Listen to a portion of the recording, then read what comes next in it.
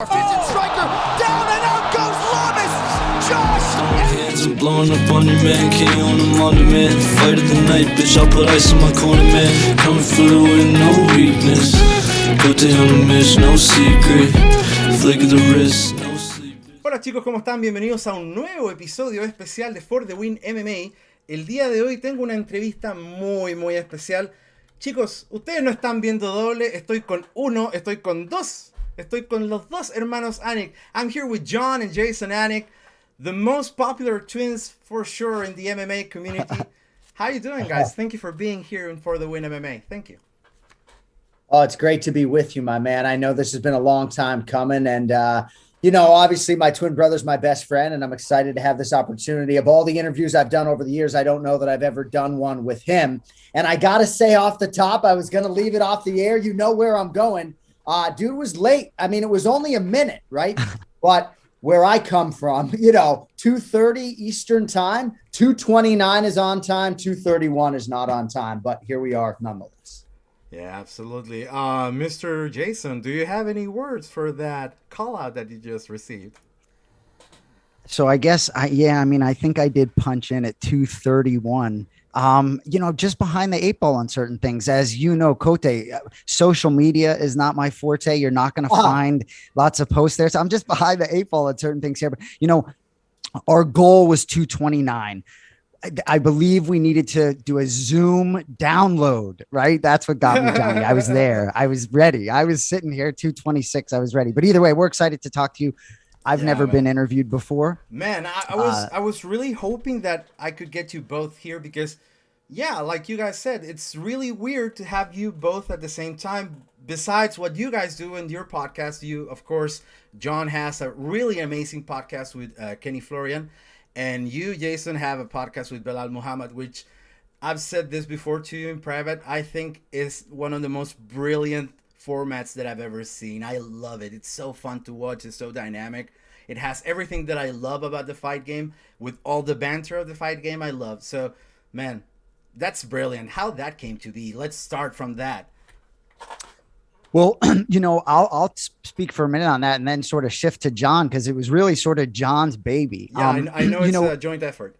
Yeah, well, so ultimately for me, just to give you a little bit of a quick background, I have a little bit of performance background as an actor, and I moved to Los Angeles. And I was in LA, and Jon was doing his thing with Boston sports radio, and I moved back to Boston to sort of do sports radio and very quickly realized I could not do what Jon did, and as much as passion as I had, no matter what, I was just years behind him in preparation, education, etc. But anyway, being that the UFC is such a big part of his life, it's become a big part of my life because of how big of a part of my life he is. So for me, ultimately, I really have become a really big mixed martial arts fan, and I love talking shit to Jon, and I love saying things to him that might shock him, that he probably agrees with because we have the same DNA. But to backtrack to your question, so he knows I'm a very passionate MMA fan. And we have the same DNA. So certainly maybe there's some enjoyment I would get out of hosting a show. So anyway, it was Jon's idea for the show. Jon, take it sort of about the show. Well, so we centered on Belal as the athlete that we wanted to sort of showcase. And I think at the time he probably had like 13,000 followers on Instagram. Not that we're taking credit for his rise to superstardom, but we just felt like he was a good guy to build around, and we liked his personality and obviously his fighting skills and his ability to potentially rise to the top or near it in the welterweight division. And then I was talking to our producer, Cody Merrow, about host possibilities. And, we kind of centered on Jay. I suggested it. I think there's a little bit of a shock value there when people see him and hear him for the first time. And I also thought he was capable if he was given the repetitions and given the leash to get better. And obviously he continues to do so. So it's exciting. I can't say that it's appointment viewing for me yet on Thursday nights, but we're getting pretty close. Well, So I love the format. so just quickly to jump in. So who came up with the name Remember the Show? Did you come up with that name or Cody came up with it? I did. I came up with it, and thankfully people were on board with it, because I'm not the most creative guy in the space, but I can name a show or two, I guess. And Kote, I won't cut you off anymore, but just to say, even when you say it's a podcast with Belal Muhammad, we pride it. It's not a podcast. Everyone got It's a a podcast, game right? show. It's That's a what I show, love baby. about it. It's a show. Remember the show. It's not a podcast. Anyway, Well, go ahead, brother. I want to say first of all that good ideas, you're supposed to steal them in order to make them great. So what I stole from from you guys with Belal was the fact that these guys have an amazing kick-ass song to start the show. So I hooked up with a colleague of mine who's a rapper, and I got my own shit too. So there's a jam that I'm gonna send you guys for you to listen later. And in terms of when it comes to Anik and Florian, the structure, I just love it. It's crisp and smooth, and everything falls into the right place. And that thing about having Ray Longo on the podcast, my God, what an amazing idea that was. I don't know whose idea was that, but Longo, man, he's the unspoken hero of the podcast, in my opinion. Well, and I do like that you sort of pluck that from Remember the Show to have a song at the beginning of your show. I would like to sort of redo the Anik and Florian podcast show open, but a lot of our fans now, that's sort of synonymous with the show, and they want to hear that open and that open only right now. But Ray Longo's been with us since episode 1. I mean, I knew I wanted a coach. I guess if I could go back, I'd probably give Dean Thomas the slot. But no, I love Longo. And again, we're talking 306 episodes, and Ray has been a part of probably 302 of them. So I don't like a lot of things that are New York, as evidenced by my Red Sox hat, but I love Ray Longo's presence and his New York accent. And thankfully, his rate was good too, right? I'm just looking for cheap labor, right? They don't cost me very much. Longo's very cheap. No, man. But you know what? I love Dean Thomas as well. He has an amazing personality, but that one-liner that Longo has, man, that should be a franchise of its own, right? We're trying to monetize it for him as best we can, Yeah. So, guys, well, for the people who's been living under a rock, my man Jon Anik is the lead play-by-play commentator of the UFC. Jason has this podcast that we were just discussing, and you guys have this really cool dynamic between you guys, like we just discussed. Man, it's amazing to know that you're a part of the UFC for the last 10 years. You debuted at the Miller versus Gillard card, and now we're just a few sleeps away, like you like to say. We're just a few sleeps away from one of the biggest, most epic trilogies in the sport. So I wanted to dabble into that. But first, I want to give a quick shout out, because I just remember that when I talked to the guys on the MMA chat on Discord, shout out to those guys because they're a great community. A lot of freak people in there, but I committed the mistake of saying, guys, you know what? I'm gonna have a chat with the Aniks. I'm gonna have Jon and Jason at the same time. And then I pressed enter, and then I thought, shit, that might not read the way I wanted to. So, man, let's talk about the fights. What do you guys have most excitement for? I know the main event is big. I know there's a lot of big stories sprinkled throughout the card, but Jason, do you have any preferences when it comes to the card? So for me, right. It's interesting because I prepare for the show that I do every week. And for me, I'm real green when it comes to doing this, right? I was nervous before coming on today. My guess is, Jon, you probably weren't nervous, right? Probably not nervous before this. Anyway, I'm comfortable now, but so hard for me not to talk about the main event. What's interesting for Jon, right? And some of our conversations that no one will ever be privy to, Jon can't sit here and tell you who he likes in the fight, right? But I can, so, so for me, right. And don't get me wrong. I love Conor McGregor and think he's certainly capable of winning the fight. But one of the guys that's on Jon's show regularly, Joe Osborne from OddsShark, he had a tweet recently just saying about he just doesn't see where and how Conor wins the fight. And that's really where I'm at with it. I can't envision and look, I very well could be wrong and mean no disrespect. It's hard. It's very hard for me to envision at this. I don't look at it like a trilogy. What happened 6-7 years ago to me is irrelevant. I understand there's a lot of factors. However it may be, it's hard for me not to envision Dustin getting the same result. Yeah. So Kote, Joe Rogan and I like to call ourselves professional fans, right? But I am sitting here knee deep, immersed in the preparation. I have the damn fight card in front of me. So, you know, I could go however many fights deep. I mean, I'll look at Ryan Hall and Ilya Topuria on the prelims. Ken Flo's going to be in Ryan Hall's corner. I like the heavyweight fight with Tai Tuivasa and Greg Hardy. I mean, up and down this fight card.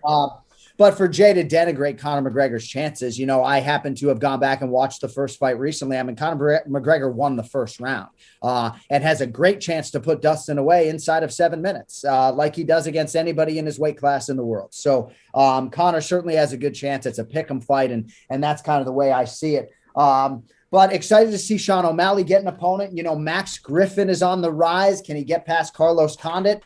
I mean, dude, these pay-per-view cards are very deep for a reason, and even could sustain O'Malley getting off the card, right? That's how deep the card is. But it looks like they're going to find an opponent for Sean. So hot take right now. Who do you think gets the dance with O'Malley? I mean, there's a lot of chat in the social community that he went on social media. Yeah, he went on social media today and essentially chose Ricky Simone. Oh, okay. But then Sean updated it later and said it doesn't look like Simone can make weight now, even though Ricky had publicly called for the fight. So as we went on the air, that's where things stood. But hopefully it'll be Ricky Simone. That's a hell of a fight. Yeah, I like it too.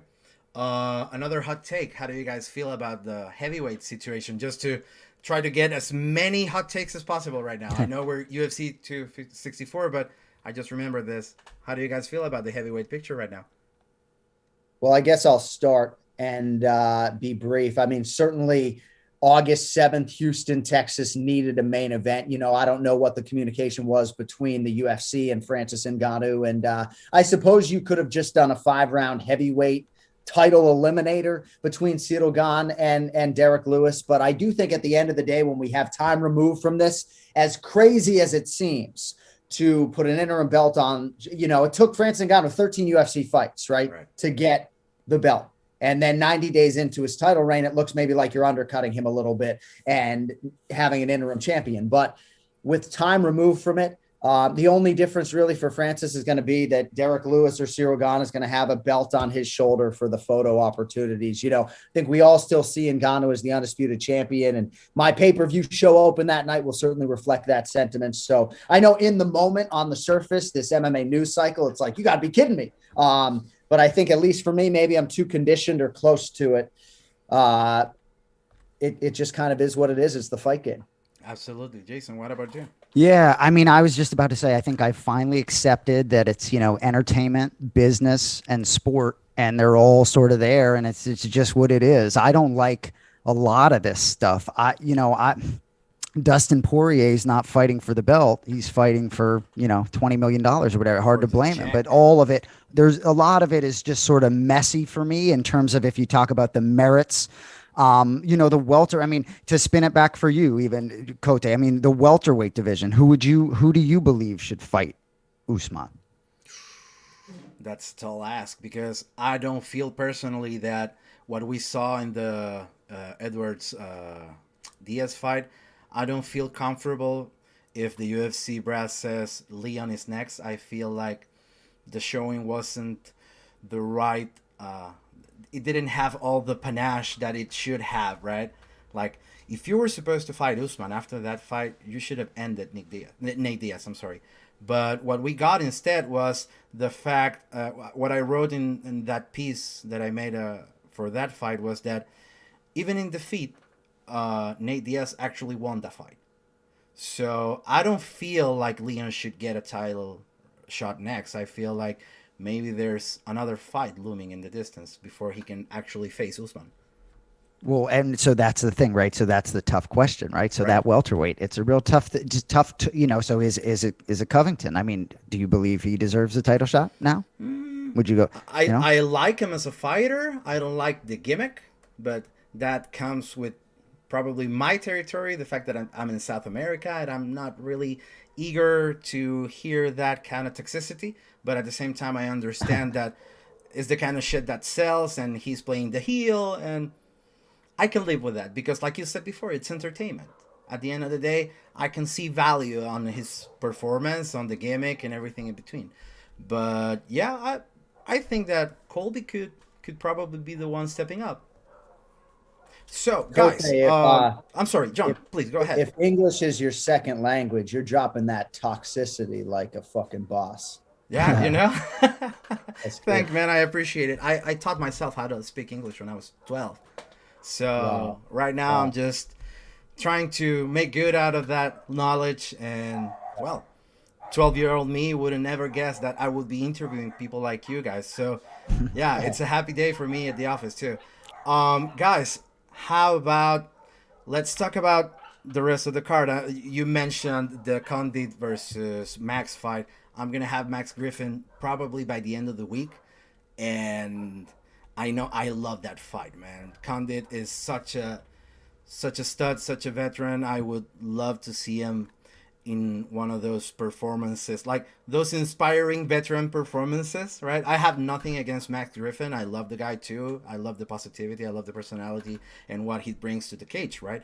But at the same time, my love for the natural born killer is something that only can be compared to my love for the cowboy itself. I honestly, he's probably my favorite fighter. So Condit was he an interim champ? I should know this, but was an interim champ. I mean, he's probably my favorite. The fact that he's still fighting in the UFC, just he's my favorite. That's probably pretty easy for me that he's my favorite. He really sort of was someone who I was into Carlos Condit before John was working for the UFC. You know what I mean? This guy, man, I couldn't agree with you more. Well, and look where he is, right? Won a fight in October and then won another one in January after largely years of futility. And this is a really interesting challenge because Max Griffin is a mother, man, you know, and primed and primal. And, you know, if he beats Max Griffin right now at this stage of his career, Jay's talking about 2009, this guy's winning a WEC championship. You know, I remember I was working for ESPN and he was fighting Martin Kampmann. And I was on the road doing Bellator season 1, if you can believe that. And ESPN needed me to voice a highlight of a Condit fight for ESPN's MMA Live in 2009. And now my hair's white, you know, now we're old. Yeah, we're all old heads. You can see mine too. I have some gray hair. I know that Jason sports the silver fox as well. Oh, yeah. Well, we didn't talk about the co-main event we haven't touched, right? Yeah, right? we haven't touched that. How do you feel about this co-main event? I'm really interested to see how bad a matchup Stephen Thompson truly is for everybody, right? Because Gilbert Burns is talented everywhere. So it'll be interesting. It's a fascinating matchup. I would love to see Wonder Boy get a shot. You know, so to me, that to spin the question, because I didn't get a grade. You didn't. I don't think Colby or Leon, but to me, if you gave it to Wonder Boy yesterday, I'd have no problem with it. So for me, but Gilbert Burns, it's a huge, you know, coming off these tough losses. I mean, what an opportunity for him. So I can't wait for this one. I just can't wait to see sort of how it plays out. But Wonder Boy, I'd really love to. Gilbert Burns, if he wins this fight, is not competing for the title in his next fight, correct? Under any circumstance. John, would you agree with that? Because Gilbert Burns has the higher ranking and thereby the red corner. He's actually the number 2 ranked contender, and Wonder Boy is 5. I don't have my rankings on this fight card, maybe on this one. So Thompson is 4. But yeah, I mean, Leon and Colby, obviously, I don't want to get into all of that necessarily. Right. But as far as this matchup is concerned, Stephen Wonderboy Thompson accepted this fight before Usman even rematched Masvidal. So Wonderboy seemed to know that he was going to need one more win. And if Wonderboy wins this fight, it's undeniable. It becomes undeniable. Well, right. I think so. It's a fresh challenge stylistically. It's a really unique matchup for Kamaru, who looks like he's on track to be on the Mount Rushmore of the greats in MMA. Who would ever thought that we would be discussing that Kamaru Usman could potentially be one of the knockouts of the year, man? Can you believe that? Well, I mean, it's crazy too, because sometimes I get asked broad questions about, who's the greatest of all time? We need 5 names. And it's like, well, what are we doing with Kamaru Usman then? Because at least as far as my UFC career has gone, how do you leave that guy off your hand if you're getting 5 options? But no, I'm excited to see what happens. I'm really interested to see what type of fight Gilbert Burns fights, right? Because I happen to train with his strength and conditioning guys, and I know that camp sort of intimately, and I know that they brought in Raymond Daniels to try to sort of emulate Stephen Wonderboy Thompson's style, and that's all well and good. That's a tough customer, man. That's all well and good, but it's like you need to make this a floor fight at all costs, right? Right. With respect to Gilbert, otherworldly power, and he could knock him out early, but it's like, how are we making this a floor fight, right? That's what we got to be focused on. So I'm excited to sit down and talk to all these guys next week. And yeah, 10 more sleeps, baby. Let's go. Yeah. Just a few more sleeps. I didn't want to say 10 because I want to show this on anniversary week, like 3 days away. 9 more sleeps. Yeah, I don't know. I don't care. I don't give a fuck. 7 more sleeps, Kote. I don't give a fuck. Anytime you want to do it, let's roll. If it's 10, if it's 20, whatever.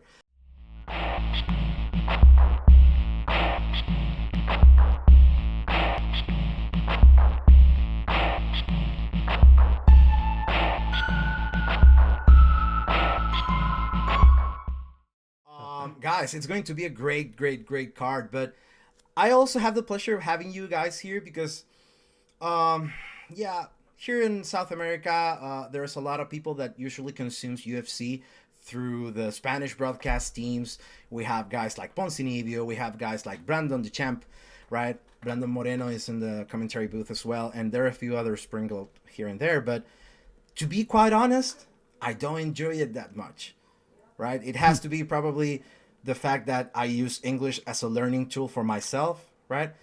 But I don't enjoy it that much, and I hope they don't hate me because of it.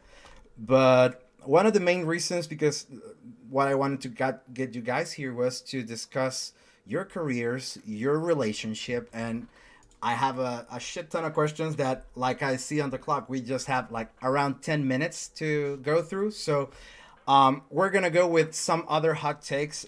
Jason, what do you think of Belal's acting on the Croc movie that he posted up on social media recently? That's a great subpar the acting, but no, it's great. I the whole Croc thing, man. I don't like Crocs, so it's kind of funny, but I don't like his Crocs. No, I like Tactical mode Crocs. What's tactical mode Crocs? Fair enough. You're right. Fair enough. No, Belal Belal has me laughing every week, and he's real sharp. And I got to make sure I'm listening to everything he says because he's really funny. But no, I like those videos. Absolutely, man. A good old puff of the devil's lettuce, or a nice manly stiff drink, Mr. Jon Anik. What's your pick? I do not discriminate, Kote. Right, yeah. Because how do my eyes look right now? You usually do a lot. You drop the hints every now and then on the podcast, and man, how do my eyes look right now? You sported 209 on your skin too, so it's only fair to ask, man. Do you have a 209 tattoo as well? I do not, but I do have a Be Prepared tattoo. My man, love it. And by the way, we'll do another show and we'll talk about the Spanish commentary because I'd be very interested to get your thoughts. If you were our Spanish play-by-play guy, sort of how you would be able to elevate that broadcast. You would fucking boot me in no time because I'm Chilean and I speak really fast. I like speed. So, but yeah, I don't know if you want Jay to answer that other question. It looks like you could light and put his hair in a pipe and smoke that. Yeah, right. It's like, do you need me to answer it or you just want to, I'm on video. Whatever you want to do. I'm on video. I'm on video, right? I like all sorts of lettuce. All different sorts of lettuce. Sounds like you guys are gonna have an invite to my 420 show next year, man. What's the best moment for you at Remember the Show and the most awkward one? Interesting. A lot of awkward ones just because it's kind of brand new for me. The best moment, I think, CM Punk was on, I think, our second episode. Show. Nice. And that just always sticks out to me because I felt like I was really prepared for that episode because for the first episode, some of it is learning on the fly as much as I'm not like going to John's house to study for 3 hours, but the episode with CM Punk, I just thought he was very thoughtful and I just thought it was a good back and forth. And I really enjoyed myself. Right. So the first episode, I was nervous to do this. said to Jon, everybody has a podcast. Like, I don't want to do a pod. Everybody has a pod. Everybody has a pod. I don't want to do it, and also too, I didn't want to just do this gig because Jon was my brother. I really wanted to do a good job. In terms of the most awkward, oh man, to be honest with you, nothing really is awkward. I think the context of the show, when things that happen that are awkward, it's kind of makes the show better. There's a lot of awkwardness internally for me with my notes to my side and being ill prepared. Like I said that, oh, here's the most awkward moment. I said that Jorge Masvidal, Ben Askren, Jon, I think I said that was his debut. Ben Askren's UFC debut was getting knocked out by Masvidal, I said, right? And it was his second fight, right? Yeah, so just things, right? Against Robbie Lawler, right? Robbie Lawler, yeah. So anyway, I just wasn't, I'm not the most, I have a lot to learn. So there's some awkwardness there, but it's a lot of fun. There's no shame in botching shit while you're passionate about it, I guess. I botch most of my interviews, but I try to keep it smile on my face every time. How about you, Jon? What's the moment you cherish the most from all those chapters of the Anik and Florian podcast? And what's I don't know, I don't want to say awkward, but I'll leave it to you. The most not so cool moment, maybe. I don't know. Well, I think the most awkward moment was a couple of weeks ago when Ray Longo responded to a question with a 3-minute long answer, and the listenership kind of got on me for getting on him. We don't have all day, Kote, right? Right. Generally speaking, our podcast is 60 minutes. So if your answer is 3 minutes, you do the math. That's a pretty big percentage of the show. Thankfully, we have Belal on that week. So that was a little bit awkward, I think, with Ray, not loving the public call out. But again, it's partially a radio bit, I think. And you got to have thick skin. I wish people would be banging on me more than they are on my own podcast. I think the greatest moments are just the ones when we've been in studio. Our first episode in April of 2015 was in studio in Los Angeles. So that comes to mind. A few years later, when we had a licensing deal with Fox, we did another in studio episode in LA with Bruce Buffer. So anytime I can, I'm going to see Ken Flo because he's cornering Ryan Hall. I'm going to see this guy for the first time in like 3 years. Coming up here in a week or so. So anytime we can do the show in person on a 2-shot is ideal. How about Jason? What Jon just said about making the show like in a studio. Do you feel that you and Belal could escalate to that kind of thing in the future after the pandemic gives us a break? I would love to. We've done 30 episodes and I still don't know what I'm doing. I still am just learning and getting the repetitions and trying to I like doing it. So that's what is the most important thing is I enjoy it. I like talking to Belal. Kote, who directs it, I love. So to me, I appreciate the opportunity and I really like doing it. But taking it to the next level, I think we're both green. I think we need to sort of grow a little bit and be polished. You have a lot of polish to your show here, but all of us, when I listen to Jon's show, I don't got a lot of time, and they execute in an hour and it's not a lot of bullshit, and it's really well done. And if you watch my show, I got a lot of I don't, so to me, we're a little green, but I'll take it. Hey, wherever they want me to go, I'll go. It's all about making the reps, right? I know, and I envy the rhythm of that show so much. That's what I'm striving for. Like we say here in Chile, they only present puro filete, only the best part of the animal, only the steak, the juiciest steaks. So yeah, I really appreciate that. Guys, what's your favorite memory together? Because I know the MMA bit is something that really hits home when it comes to the Anik family. So maybe there's a fight that you guys shared. I don't know. Maybe there's a moment there. I would love to hear some anecdotes of you both being embedded in the fight business because like you said before, Jason, you come from a different background and there's a lot of things going on with you, but you made the step up to this plate and we're happy to have you, man. I really believe that you're a breath of fresh air. I really, really admire what you're trying to do because I can totally relate to that. I can totally relate to everything that you just said. It's all about making the reps. So I wanted to know what's some of the best anecdotes or stories between you guys while on the MMA business. I'll go. So for me, in Newark, New Jersey, Colby Covington, Robbie Lawler. It was, I want to say middle of 19, maybe, or anyway.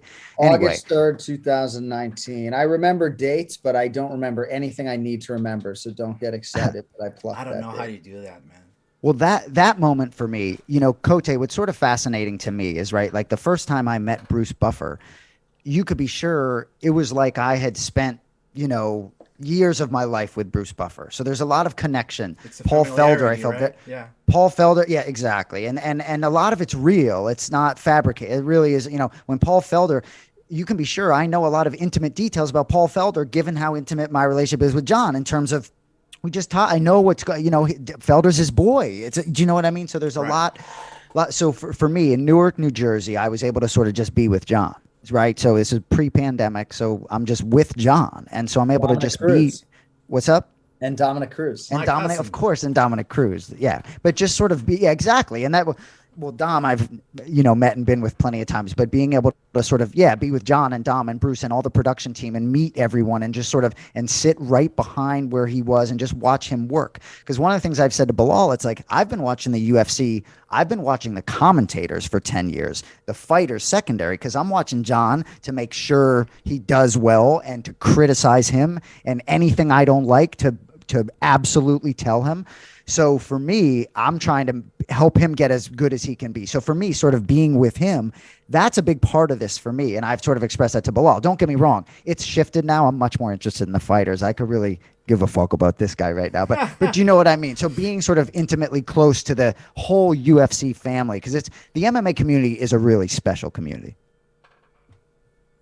Johnny, I know you're up against the clock. Yeah, Go ahead. No, I was just going to say, when we went to the Super Bowl and the Patriots won 13-3 over the Los Angeles Rams, that's my best memory with that guy for sure. And the 9-hour drive back to South Florida that felt like 18 hours. But no, I thought you were going to say it felt like 30 minutes. I would point to, you know, Jay came to Khabib and Connor, and so that was obviously a big deal. But I would go to the Newark, New Jersey show, because before Max Holloway put it on Calvin Kattar, as is evidenced behind me, what Colby Covington did against Robbie Lawler in terms of that offensive output, that's one of the greatest singular performances I've seen in UFC history. And that may not resonate with your audience per se, because I'm sure the Covington haters run deep, but that performance against Robbie Lawler was legendary, you know, and then Max somehow topped it. But so for Jay to literally be sitting in, you know, Rogan's guest seats, because Joe wasn't there, right behind me to witness that performance was very special. Yeah, that sounds like something else, man. Well, I don't want to take any more of your time, Jon. I know you have to run. If I may leave you with one final question, is one question that I loved from the MMA chat queues. It says, it's from my man Neon Belly. It says, ask Anik what's DC's favorite snack during the broadcast. Good question. So, you know, it's funny because he's been so far away in this COVID-19 climate, but I mean, he'll put a hot dog back like it's no issue if the concession stands, you know. Rogan will bang a hot dog too if time permits. You know, he's got to go in the octagon. It's a little harder for Joe, but I don't eat a goddamn thing on the air because I got so much shit going on. Right. Afterwards, though, I'll bang 4,000 calories back in a fucking blink. Yeah, I would do that as well. Man, it's been a blast. Time flies, man, and I know you have to run, so I don't want to take any more of you guys' time. I really appreciate the fact that you were able to do this with me. It's a special week for us here, so I really appreciate that you guys are sharing this moment with us. If you guys want to let everybody off with something for the Latin American fans, Jon, you can go first, and then we can go with Jason. Well, thanks to all the Latin Americans for all the support. Congrats to you on your 1-year anniversary. Congrats to Tijuana's Brandon Moreno. I would love to be able to hear that guy on a microphone, you know, and hear what you're hearing and actually be able to put it into context. So I regret that I can't do that, but thanks to everybody for the support, and thanks to you for having us on. And we'll have more time the next time we do it. I got to go pick up a kid. I mean, that's what I do. You know? Yeah, like, your kid is at camp right now, right? Right. I got three. Well, I have 3 children, so they're all over the place, but I'm responsible for one of them today. Oh, that's swell. That's swell. How about you, Jason? Any words for the fans here? Yes, muchas gracias for the win MMA. if you start firing back at Spanish, I'm in trouble. But anyway, congratulations for the win MMA. I've been following you for a while. I love what you do, and good luck, man. I thanks for having us. It's really an honor, and great to meet you, man. Thank you so much, guys. Guys, your Chilean guy got it done. We got them. Thank you, brother. Thank you guys so Thanks, much, man. man. Take care. Talk to you. Stranger to circumstance, don't notice I'm about to dance. I keep my shit tight, cause any moment I'm throwing hands and blowing up on your man. Kenny on him on demand. Fight of the night, bitch, I'll put ice on my corner, man. Coming through with no weakness. Kote on the mission, no secret.